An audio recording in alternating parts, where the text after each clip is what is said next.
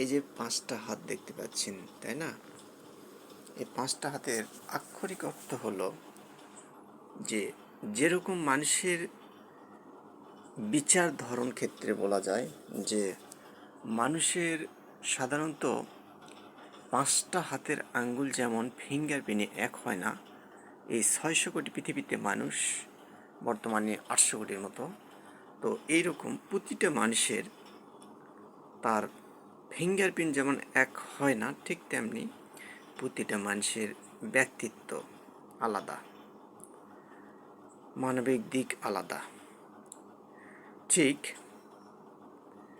সর্বশক্তির গুণাবলীতে বলা যায় যে মানুষের যে প্রসেস, যে কর্ম, সেই কর্মের উপর ভিত্তি করে শিক্ষার শেষ নেই।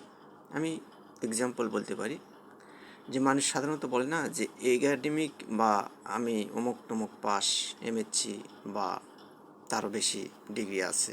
কিন্তু হ্যাঁ, রবীন্দ্রনাথ একটা কথা বলছে, যে কথাটা হলো মানুষের তৃণভূমি অর্থাৎ ঘাস থেকেও কিছু শিক্ষার বিষয় আছে।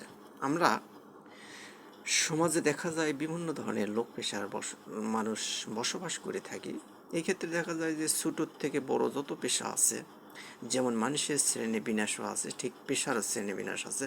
ঠিক এমন কিছু কিছু ছোট পেশা আছে যেটার মানে অল্টারনেটিভ, যে পেশার ছোট একটা পেশা, সেখানে অনেক কিছু শিখার আছে, মানুষ সেটা বোঝে না। বিকজ এই যে একটা সিস্টেম, এই সিস্টেমে মানুষকে বুঝতে হবে যে মানুষের যে হাতের আঙ্গুল যেমন ফিঙ্গারপ্রিন্ট দুনিয়ার কারোর সাথে কারো মিল হয় না, ঠিক সিস্টেমটা এটাই যে পৃথিবীর প্রতিটা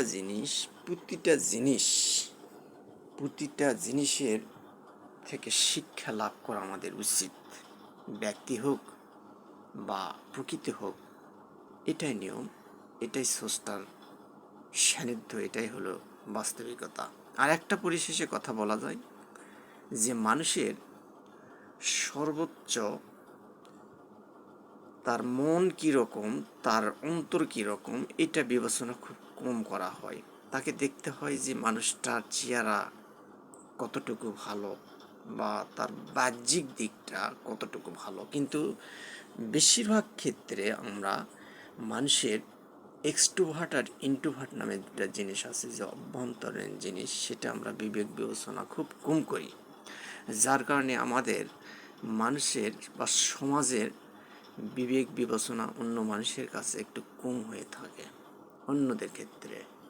তো বিকজ এই কারণে বলতেছি যে পৃথিবীর মানুষকে কোনো কিছু পর্যবেক্ষণ করতে গেলে তার বুদ্ধি, বিবেক, জ্ঞান এবং ন্যায়পরায়ণতা, অর্থাৎ এক কথায় পৃথিবীর সর্বশ্রেষ্ঠ আদালত হলো তার নিজের বিবেক, মানে আদালত, যেটা তার বিবেক।